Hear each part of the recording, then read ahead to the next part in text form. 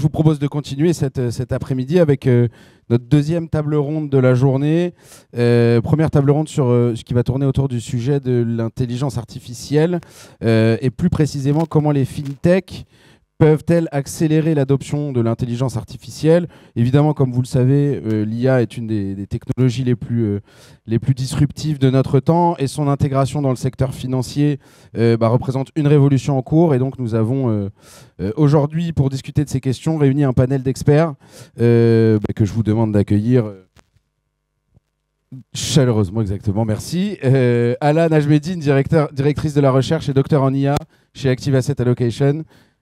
Bonjour Ala, je t'en prie, je te laisse t'asseoir où tu veux.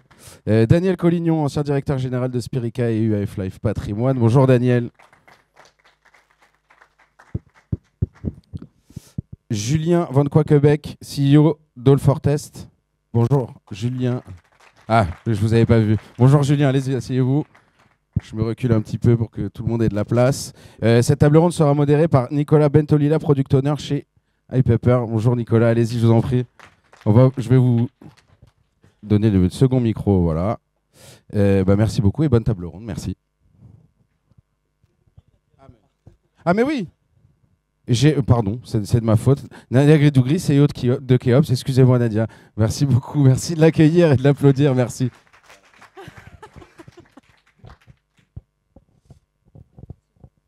Bonjour à tous. Et bienvenue donc à cette table ronde de comment les fintechs peuvent-elles accélérer l'adoption de l'IA.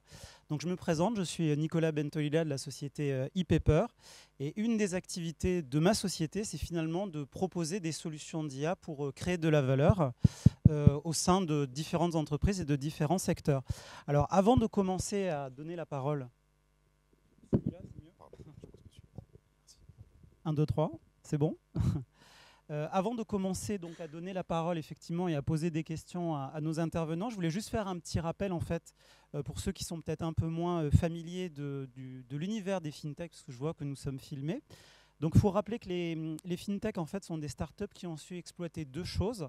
Elles ont su exploiter finalement une ouverture réglementaire qui leur a permis d'exercer des métiers qu'elles ne pouvaient pas exercer avant, parce que c'était réglementé par définition. Et la deuxième chose qui nous intéresse le plus aujourd'hui, c'est l'exploitation des progrès technologiques. Alors je me suis noté effectivement le big data, l'automatisation robotisée des processus, donc autrement dit RPA, la blockchain, les API dont on a parlé tout à l'heure, la biométrie et bien sûr l'intelligence artificielle et le machine learning dont on va pouvoir parler un peu plus. Pourquoi finalement les fintechs, le sens des fintechs, l'objectif des fintechs, ça a été finalement de simplifier un secteur, un métier, le rendre finalement plus efficace, plus sécurisé, moins cher en utilisant la technologie. Je pense que c'était important de le rappeler. Alors pourquoi l'IA et le secteur financier? Eh bien parce que le secteur financier est particulièrement en recherche d'efficacité, de productivité, de réduction de coûts et essayer d'apporter aussi du service à la clientèle. Et donc, les outils d'IA sont particulièrement appropriés pour atteindre finalement ces objectifs du secteur financier. Donc, on comprend bien, après tout ce qui a été dit, qu'il y a des défis et des opportunités qui sont liés à l'adoption de l'IA. On va pouvoir en parler à travers le discours de nos intervenants. Ce que je voulais rajouter quand même aussi, c'est le rôle potentiel des fintechs comme catalyseur de cette adoption. Ce qui a été fait, comme je le disais, sur différentes technologies. On peut très bien imaginer que l'IA, ça va être exactement la même chose pour la technologie de l'IA, c'est-à-dire que les fintechs ont toujours été pionniers à travers la technologie et que donc l'IA est une autre technologie qui est prise en main par les fintechs et qui donc probablement, ce qu'on peut se dire, c'est que les fintechs vont pouvoir ouvrir le chemin à la démocratisation et à l'adoption de l'IA dans tout le secteur financier en général. Donc je vais passer la parole à nos intervenants. Donc je vous demanderai de bien vouloir en fait donner votre nom, votre rôle, le nom de votre société, finalement votre activité, l'activité seulement de votre société, sachant qu'après, on va rentrer dans le détail. Donc, honneur aux dames, peut-être à Nadia, qu'on a oublié tout à l'heure. Bonjour, Nadia Kedrougui, je suis la CEO de Keops. Et donc chez Keops, on développe des modèles d'intelligence artificielle générative, donc domaine spécifique. Et on aide aussi les entreprises à créer, à automatiser des tâches à faible valeur ajoutée à travers l'intégration des IA dans leurs données. Merci. Alors, moi, je m'appelle Julien Vanquois-Québec. Je suis le fondateur de All4Test. Donc, All4Test, c'est une entreprise spécialisée dans la qualité et la fiabilité des logiciels. Donc, on travaille avec des startups dans différents domaines et des grands groupes. Et on travaille sur les enjeux de comment garantir la fiabilité, la qualité de la donnée, la qualité des applications. Et on utilise également depuis peu l'IA, soit pour générer des stratégies de test, soit on se pose la question de mais comment tester l'IA, parce qu'on va le voir aujourd'hui, tous les secteurs d'activité se lancent là-dedans, mais on a besoin d'avoir confiance dans la fiabilité des outils. Donc il y a toute une problématique, mais comment on peut tester une IA, et on travaille sur ces sujets. Voilà. Je suis aussi au bord de la French Tech Côte d'Azur, qui est présente aussi aujourd'hui. Merci. Donc, bonjour à tous. Je m'appelle Alana Jmedine, docteur en IA et directrice de la recherche chez Activist Allocation. Chez nous, Activist Allocation, nous conseillons nos clients en tant que CGP, assureurs, sociétés de gestion avec nos algos pour la gestion et le conseil en allocation. Et ça, on peut le faire aujourd'hui avec tous nos algos qui sont en IA accessibles en API sur notre plateforme digitale, afin que nos clients puissent répondre à leurs besoins financiers. Merci. Daniel Collignon, bonjour. Moi, je suis assureur vie depuis un peu plus de 45 ans. Vous voyez, c'est pas d'hier. Et j'ai dirigé 2 entreprises qui se sont beaucoup développées grâce à l'innovation. Alors, pas encore l'intelligence artificielle, mais d'autres formes d'innovation. La dernière société que j'ai dirigée, je l'ai créée, elle s'appelle Spherica, elle est aujourd'hui dans le groupe Crédit Agricole Assurance. Et elle a pris une part de marché assez significative sur les CGP et la distribution Internet. Aujourd'hui, je touche une pension de retraite. Ça ne veut pas dire que je me suis arrêté. Je continue à être consultant, en particulier donc, pour Carac et surtout sa filiale Cedentia, que j'aide à trouver sa voie dans un monde qui est un peu compliqué. Voilà. Merci Daniel. Donc je voudrais me tourner finalement vers vous 4 en fait, pour poser une question un peu collégiale finalement, parce que quand on parle d'adoption, on peut penser tout de suite derrière aux obstacles. Donc la question serait, selon vous, quels sont les principaux obstacles qui freinent l'adoption de l'IA de manière générale aujourd'hui et si possible dans le secteur financier en particulier?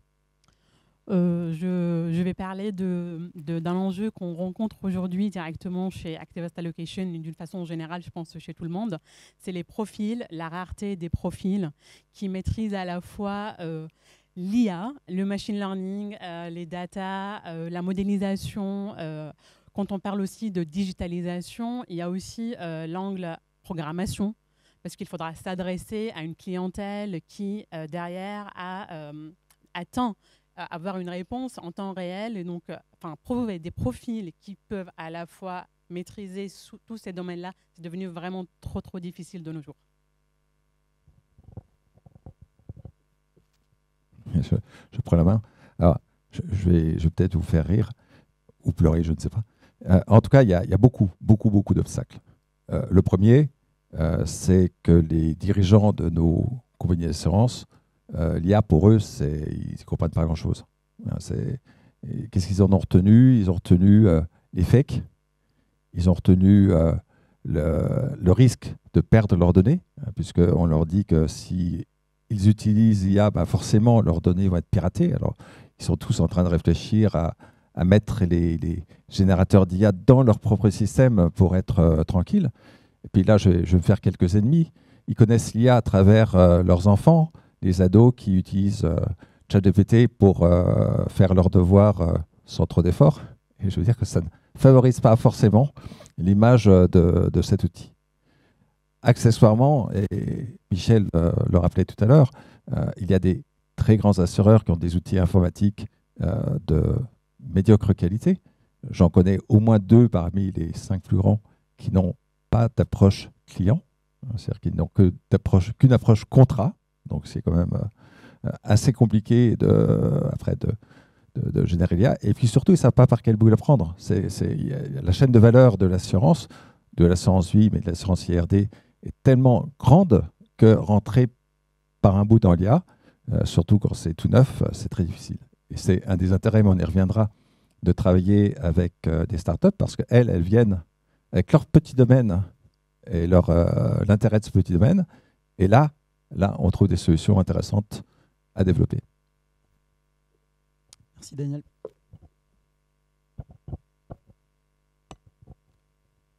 Je pense aussi, oui, c'est bon, on entendait. Je pense qu'il y a aussi des problématiques liées aussi aux technologies elles-mêmes. Enfin, déjà, quand on parle d'IA, on parle de quoi?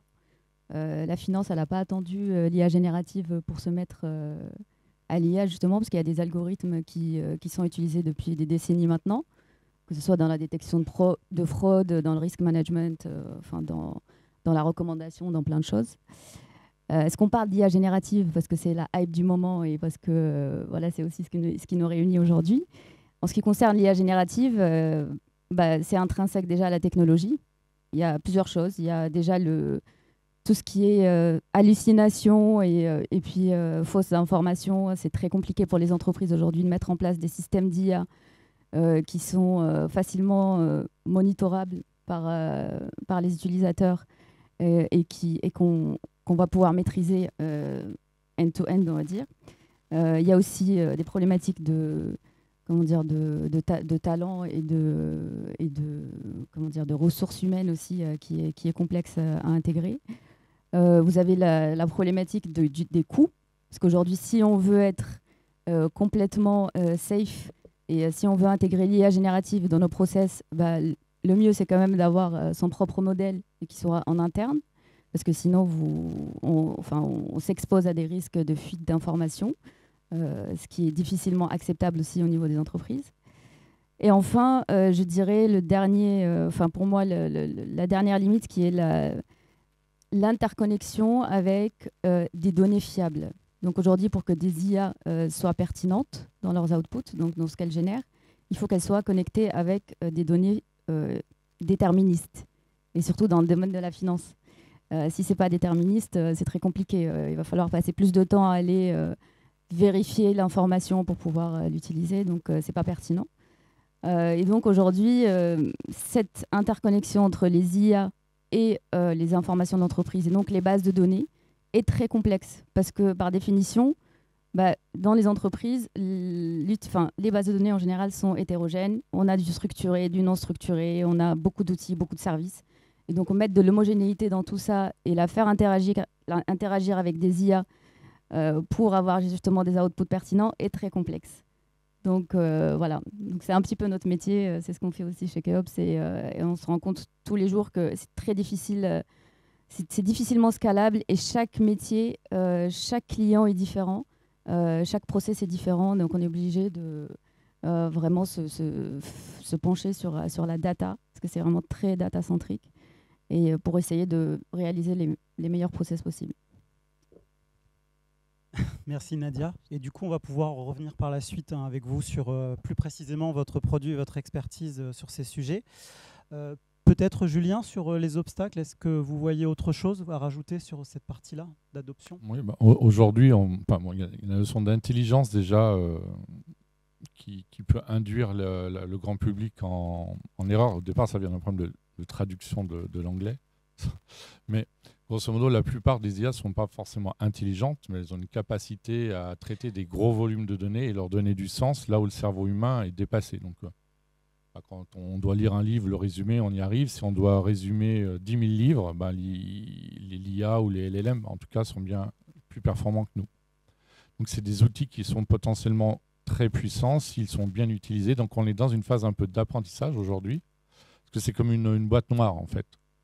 Et c'est ça qui est un peu dangereux, en tout cas sur LLM. Ce n'est pas le cas tout le temps. Mais si ce n'est pas une boîte noire, c'est une boîte qui est tellement complexe que la plupart des gens ne comprennent pas ce qu'il y a dedans. Donc, comment on peut faire confiance à quelque chose dont on ne connaît pas le fonctionnement? Les créateurs d'eux-mêmes, chez OpenAI, ne savent pas comment ça marche. C'est-à-dire que les fondateurs eux-mêmes disent « Oui, mais nous, on n'est pas toujours certains de ce qu'on fait, parce qu'on ne sait pas comment ça marche. » Donc, il y a des gens qui s'opposent déjà dans une société entre eux sur la liberté à donner à l'IA, qu'est-ce qu'il faut faire, est-ce qu'il faut être dans une phase un peu de contrôle, de restriction, comme on peut l'avoir en Europe, ou de dire « Non, on expérimente, on verra bien », un peu comme ils le font aux États-Unis ou en Chine. Donc, en fait... c'est comme au début d'Internet, dans il y a quelques années maintenant, on ne savait pas trop comment l'utiliser. On est dans cette phase d'apprentissage. Donc nous, humblement, en tant que PME, start-up, qu'est-ce qu'on fait? On a créé des formations, du coaching pour accompagner des start-up ou des grands comptes, les utilisateurs finaux, métier par métier, sur comment l'utiliser correctement et quelles sont les bonnes pratiques pour échanger avec ces outils, en fait. Donc déjà, quand on comprend un peu comment on doit échanger avec eux, on a moins peur, on fait moins de bêtises surtout. Donc je pense que cette année, on est dans cette phase-là. On passe de plus en plus dans des phases d'expérimentation sur des projets concrets. Et aujourd'hui, je pense qu'il faut retenir, c'est qu'il faut que ça soit manipulé par un expert du métier. Donc là, on parle de FinTech. Donc là, il faut un expert de telle ou telle règle de calcul d'une assurance, d'un produit financier qui va pouvoir challenger l'IA. Et peut-être que dans ce cas-là, on va gagner du temps. Mais aujourd'hui, on n'est même pas sûr que l'IA va nous faire gagner du temps.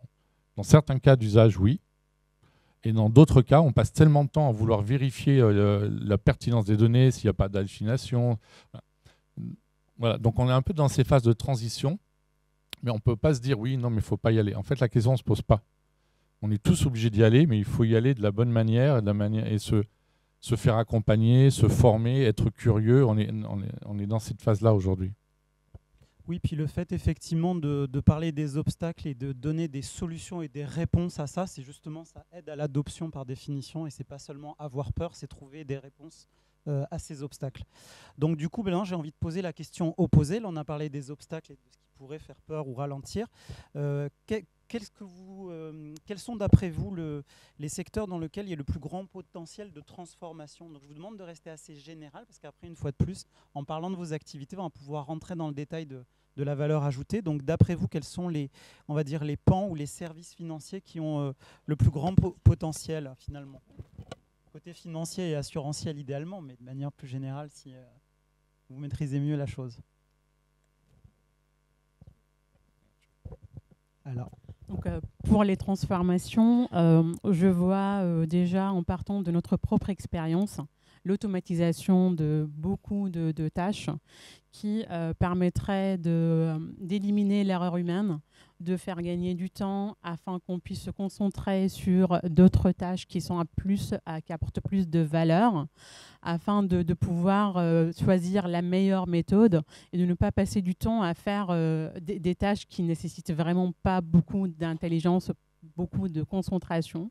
Donc ça, c'est le premier, avant de commencer à dire je vais utiliser telle ou telle IA, commencer déjà par réfléchir à automatiser ce qui nous prend le plus de temps afin de pouvoir transformer ce qui est le plus complexe.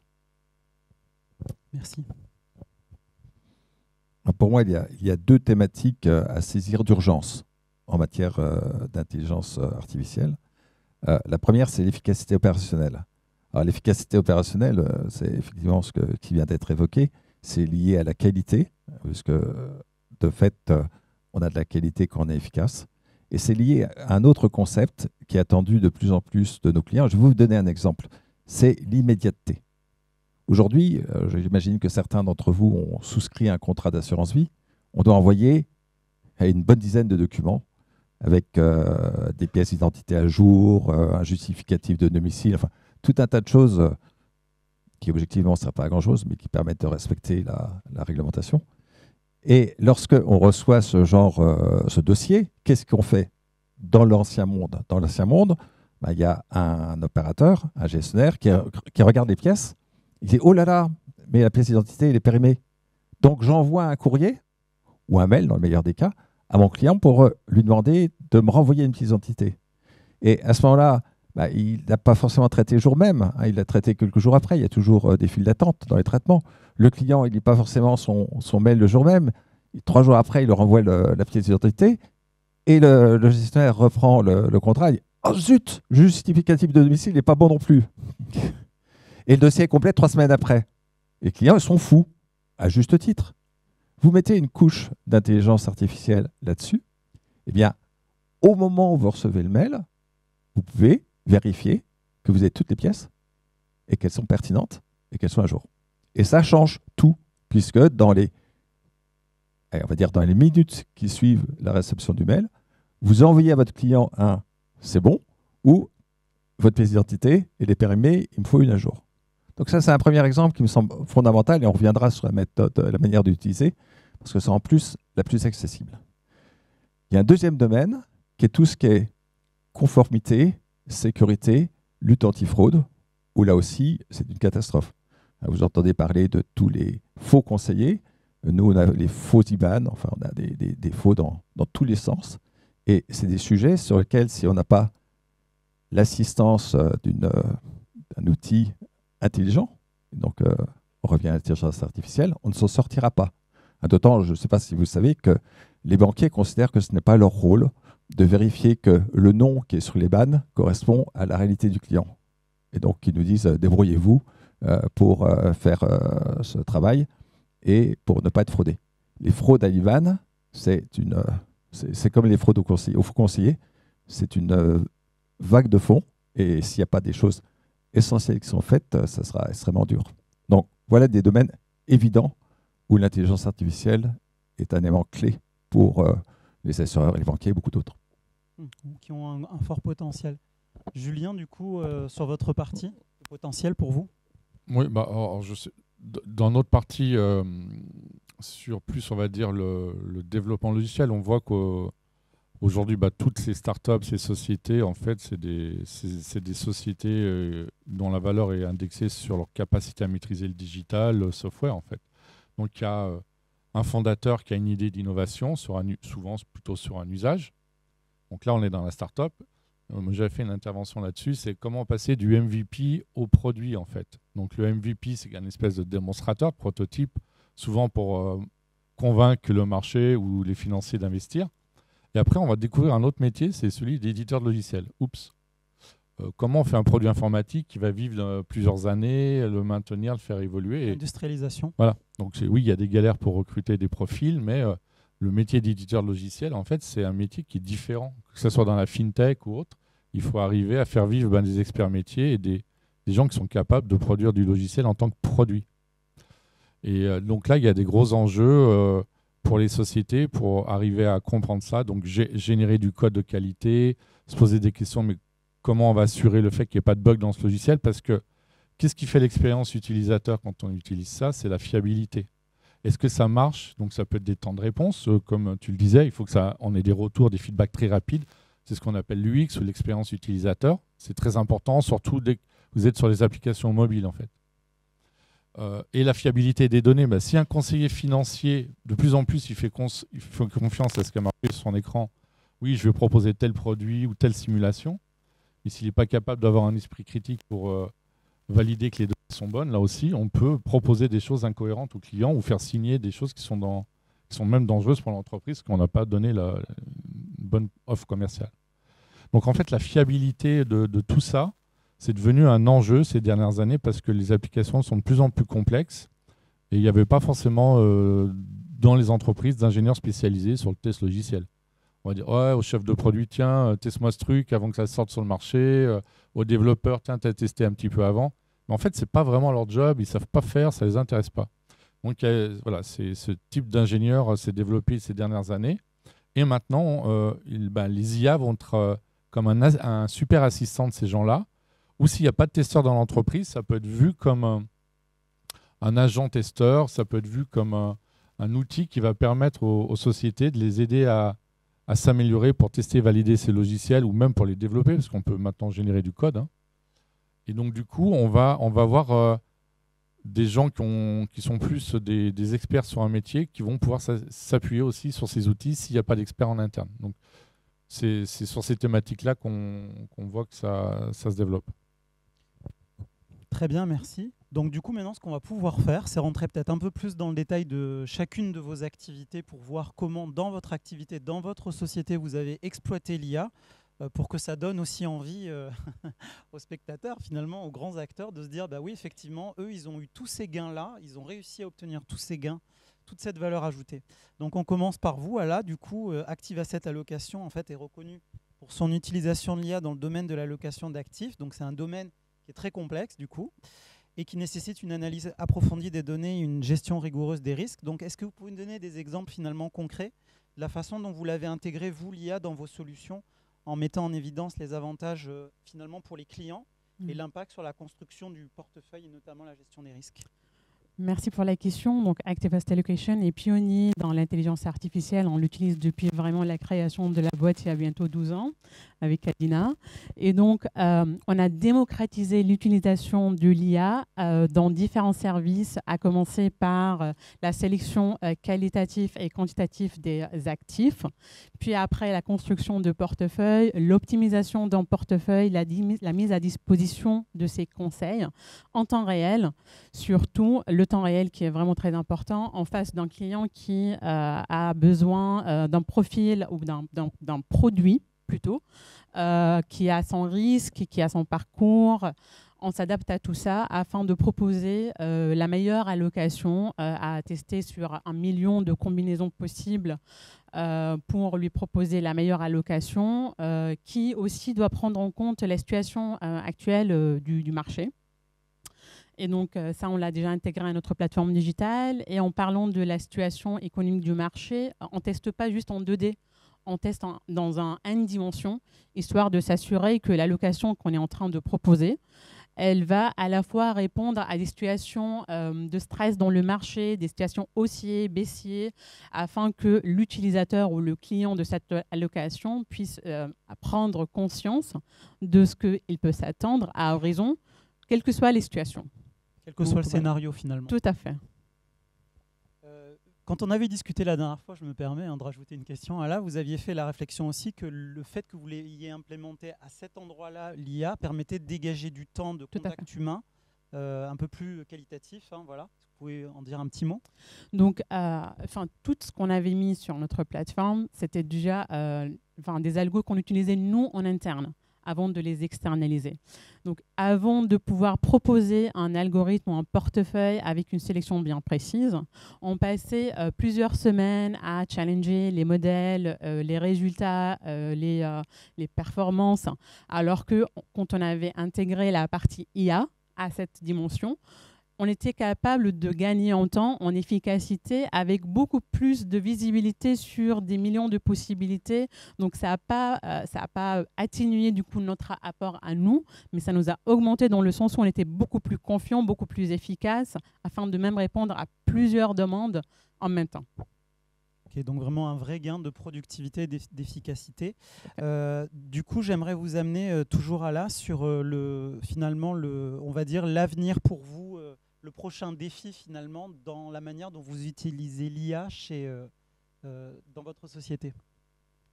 Pour la gestion d'actifs, donc l'adoption de l'IA dans notre activité a déjà ouvert plusieurs possibilités, mais il reste encore beaucoup de défis à relever pour nous et pour les startups et les fintechs. Je vais mettre surtout l'accent sur améliorer la transparence des algos qu'on met en prod, pour la bonne et simple raison, il y a beaucoup de méthodes en IA, elles sont toutes efficaces, mais il va falloir juste savoir choisir la meilleure méthode qui est vraiment appliquée au use case en question, pouvoir garder la souveraineté sur les datas et pouvoir être capable d'expliquer les résultats, surtout que ce ne soit pas une boîte noire. Nous avons en face de nous des clients qui nous questionnent sur le résultat et on doit être capable, nous, en tant qu'ameneurs de cette solution, de pouvoir lui dire oui, ok, dans ce cas de figure, connaissant les datas qu'on a utilisées pour l'apprentissage, c'est quoi, qu'est-ce qui a fait qu'on a ce résultat, donc l'explicabilité. Et puis après, un autre défi sur lequel on travaille depuis bientôt 1 an, c'est la volatilité et les événements qui sont inexplicables qui arrivent. On a vu la crise sanitaire, Covid, les événements plus la crise bancaire. Les modèles, ils sont super excellents quand il s'agit d'analyser des datas qu'ils ont maîtrisé, qu'ils ont eu le temps d'apprendre, mais ils sont incapables de réagir quand il s'agit d'événements inattendus.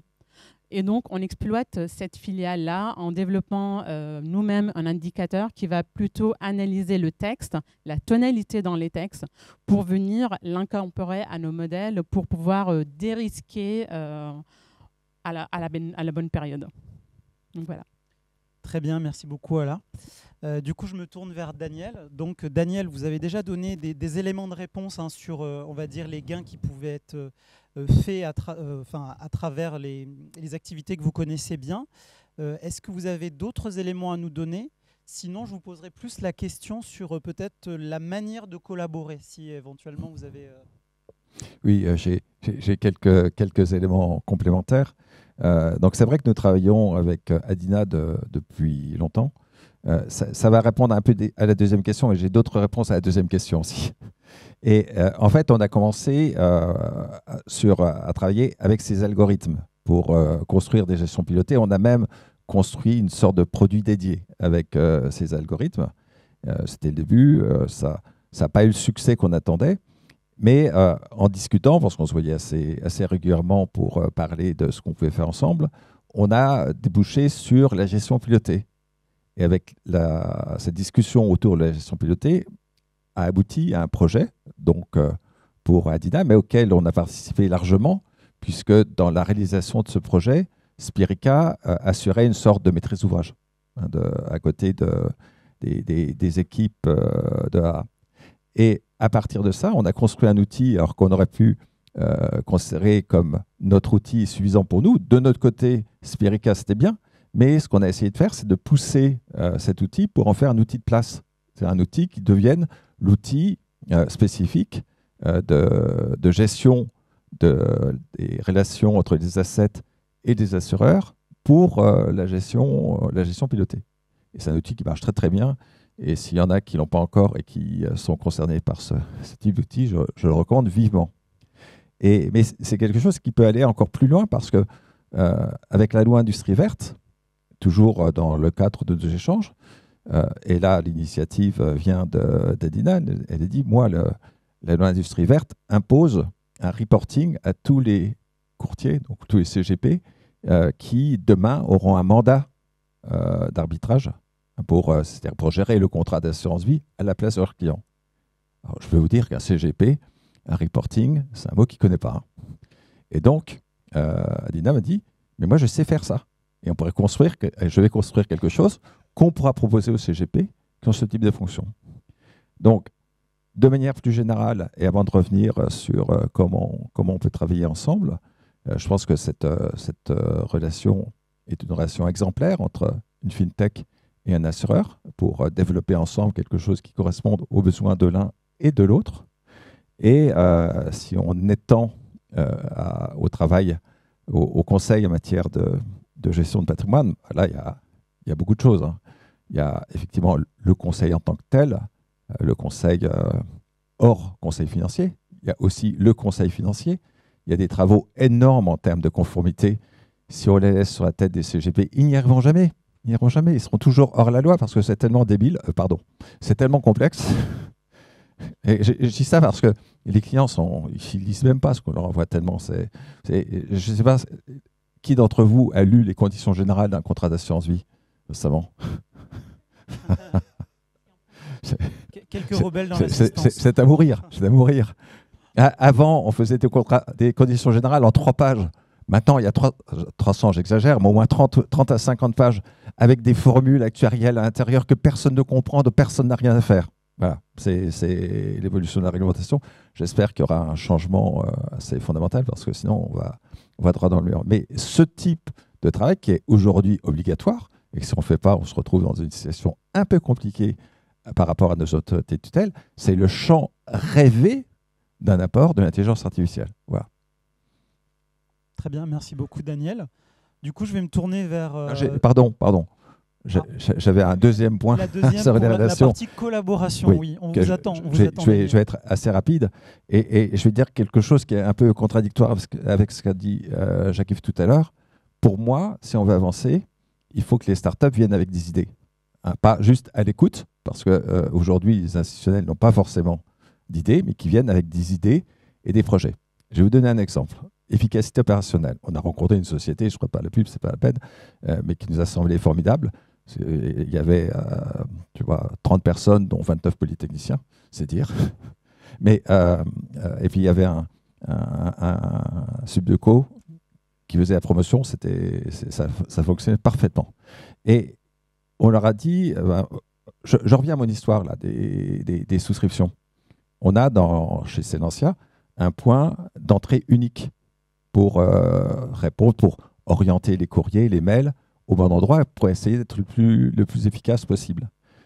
Alors, qui est géré avec les moyens actuels, c'est-à-dire avec l'intelligence des collaborateurs, pas mal d'outils manuels, beaucoup de feuilles Excel et un certain nombre d'outils informatiques derrière parce qu'il n'y a pas qu'un outil. Et puis voilà.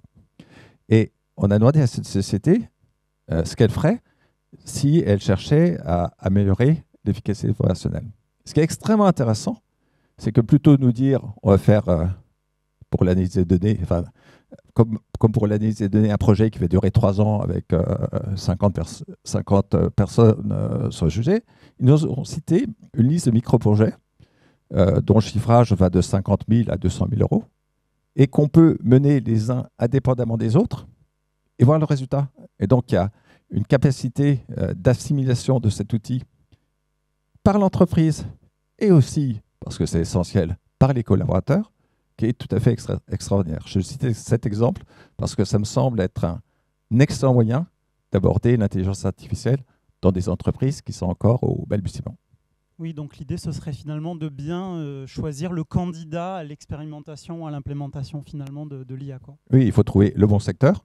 Un point d'entrée unique qui reçoit du papier et des mails, c'est quand même extraordinaire. Et puis, la bonne entreprise, la bonne start-up qui va prendre le problème de manière accessible par ses commanditaires, par son client.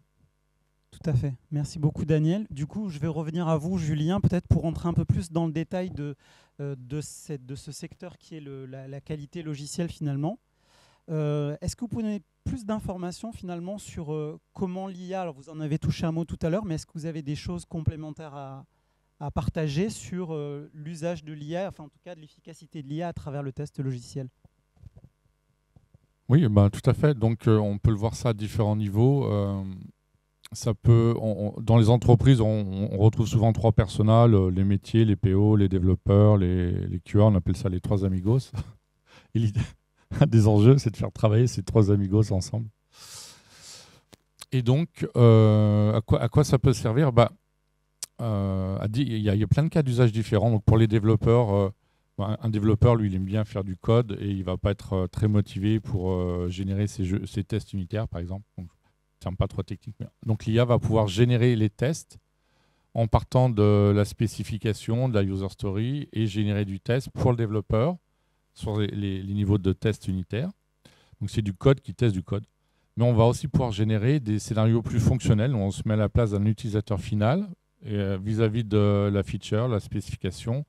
On génère différents scénarios de test où on peut aller créer une discussion avec la personne qui a rédigé les tests. On va demander à l'IA, mais voilà les tests que j'ai rédigés, propose-moi d'autres combinatoires. Donc ça marche très bien. Par contre, plutôt que de partir d'une feuille blanche, donner de la data, des cas d'usage, et l'IA va penser à des choses que... C'est comme si on travaillait à plusieurs, en fait.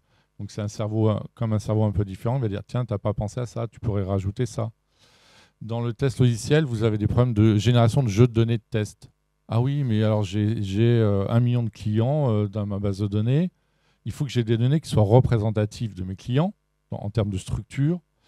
Mais j'ai aussi le RGPD, donc il faut que ça soit anonyme, donc il faut anonymiser ça.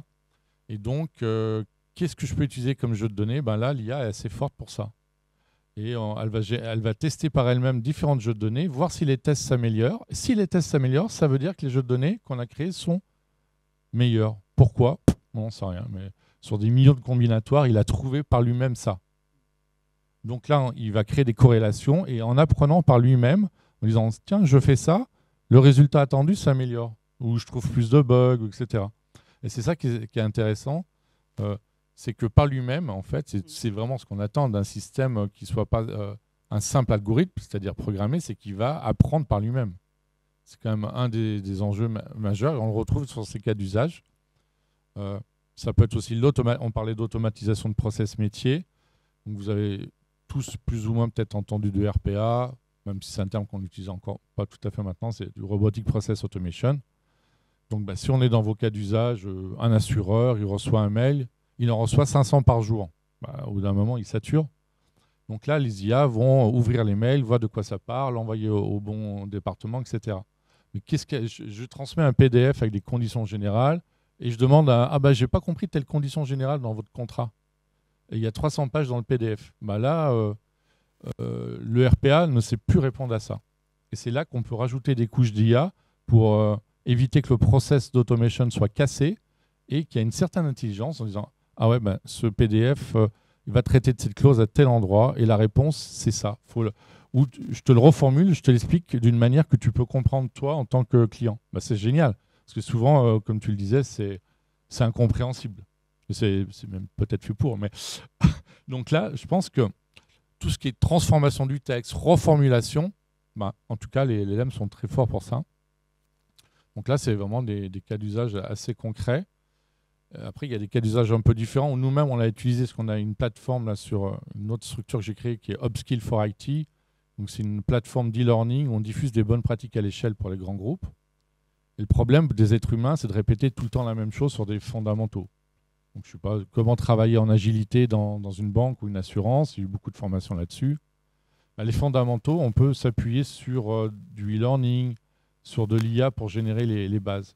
Et après, pour casser des problèmes, il faut vraiment des coachs qui vont faire de l'humain. C'est quoi ton problème, comment je peux t'aider, etc. C'est en mixant les deux qu'on arrive à obtenir des gains de productivité intéressants. Et un cas d'usage, nous, on a besoin de formateurs qui font des vidéos. Donc on a des super formateurs, ils sont très bons techniquement, mais entre nous, ils ne sont pas du tout bons pour faire des vidéos et des cours. Donc on a un peu galéré là-dessus. Et pour ceux qui n'avaient pas cette aisance-là, on est passé par des IA qui génèrent des vidéos. Donc c'est même pas... Là, on a parlé de double numérique là récemment. Donc ça peut être on n'a pas vraiment besoin de double numérique. On crée un personnage qui peut être une personne vraie ou pas, mais qui va faire la vidéo. On lui donne le script et il génère la vidéo. Donc c'est quand même un peu plus sympa en termes d'interaction. Donc nous-mêmes, sans parler de tests logiciels, on s'en est servi pour générer nos vidéos. Voilà, des cas d'usage.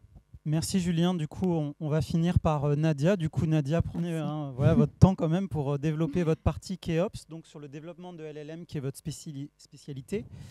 Donc on sait que c'est une technologie qui est au cœur de l'IA générative. Et comment ces LLM peuvent-ils être exploités en fait pour créer des solutions innovantes et disruptives dans le secteur des services financiers? On en a parlé tout à l'heure, ce n'est pas spécialement les services financiers, mais justement votre solution elle s'adapte à plein de choses, je crois. Et si vous pouviez donner des exemples effectivement donc concrets d'applications, vraiment.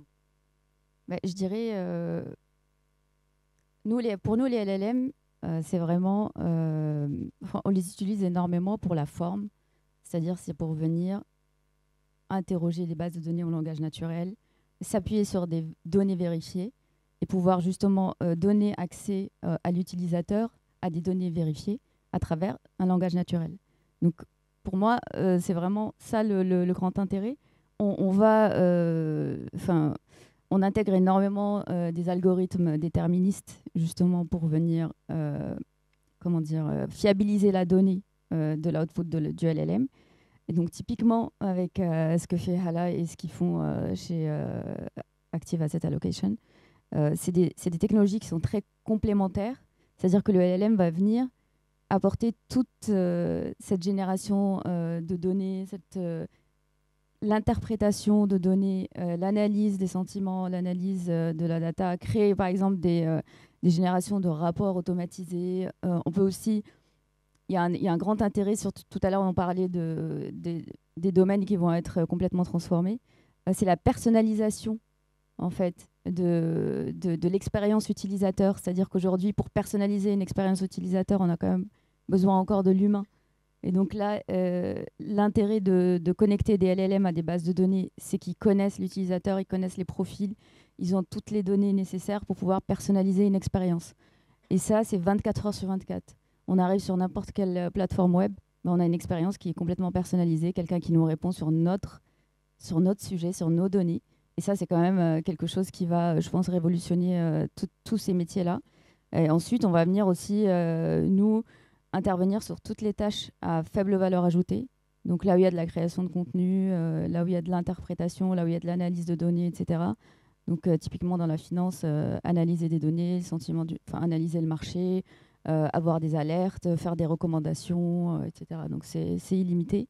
À partir du moment où on a de la data et on a des tonnes de data et Et on a un LLM qui est spécialisé dans ce métier parce que notre métier aussi, c'est de réentraîner les LLM, c'est de les adapter à des métiers spécifiques. En fait, c'est illimité comme possibilité. Maintenant aussi, on a pris le parti de développer nos propres modèles qui sont des petits modèles qui sont facilement intégrables dans les process métiers, ça aussi. Qu'on arrive à entraîner sur des tâches spécifiques et donc augmenter leur pertinence sur ces tâches et arriver à des pertinences plus élevées que des modèles généralistes. Donc sur certains métiers, on arrive à avoir des pertinences plus élevées que ChatGPT sur ces métiers spécifiques parce qu'on ne fait que ça. On ne lui demande pas de nous expliquer la théorie de la relativité générale, mais sur cette tâche métier-là, il va être très pertinent. Donc ça demande aussi moins de ressources, c'est moins coûteux, c'est beaucoup plus facile à intégrer dans les process métiers et c'est plus vertueux. Plus précis, plus efficace finalement. Tout à fait. Alors du coup, pour tenir le timing, je voudrais juste poser une question, enfin pour finir, mais plus collégiale du coup, parce que je pense que ça s'applique à tous les quatre. C'était finalement les enjeux de sécurité, d'éthique et de réglementation, de cybersécurité, tous ces sujets-là. Est-ce que certains d'entre vous peuvent intervenir finalement sur ça ?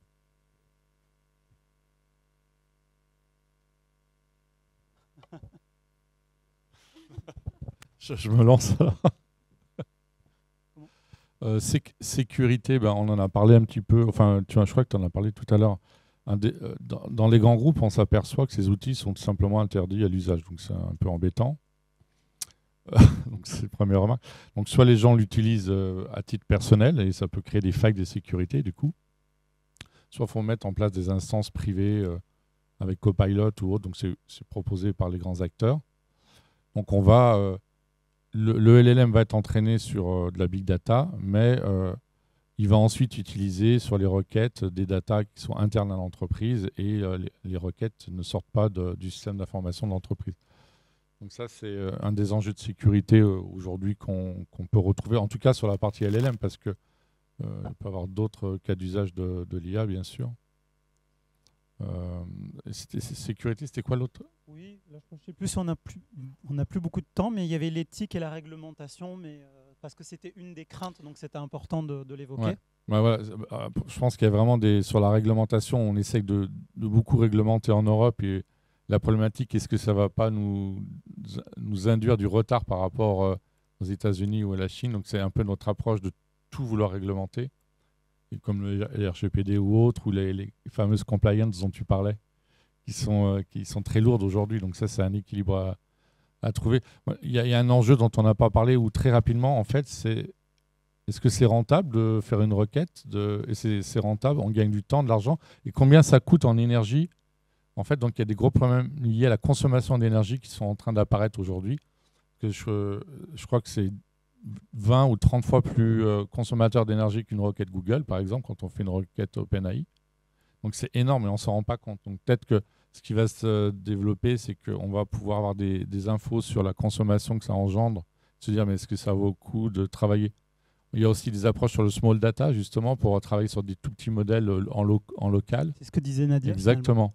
Donc je pense que, outre la sécurité, il y a des gros enjeux énergétiques qui se posent à nous, parce qu'on n'aura tout simplement pas assez d'énergie pour faire tourner ces modèles pour tout le monde, quoi. Très bien. Bah, écoutez, du coup, je pense qu'on peut... Pardon, j'ai besoin d'une minute. Dans mes différentes fonctions, dont je ne vous ai pas parlé, je suis président d'une association de distributeurs de produits d'assurance vie et d'épargne qui s'appelle l'APECI. On a décidé, dans le cadre de l'APECI, de faire avec des startups qui pourraient venir au service des conseillers en gestion de patrimoine ou de leurs fournisseurs, ce qu'on a fait, ce que je vous ai raconté tout à l'heure, avec AAA et Adina. Et donc, si vous connaissez des startups intéressées qui ont envie de rentrer dans cette logique, c'est-à-dire d'essayer avec nous de faire des services qui seront généralisés pour l'ensemble des assureurs, n'hésitez pas. L'APECI et moi-même, nous sommes sur LinkedIn, facile à trouver. Merci. Merci Daniel. Ce n'est pas une page de publicité, c'est une page pour poursuivre dans cette logique de coopération entre les startups et les institutionnels. Absolument. Bien, je pense qu'on va pouvoir laisser effectivement la main à la table ronde suivante. Donc, je remercie les intervenants. Je vous remercie à vous de...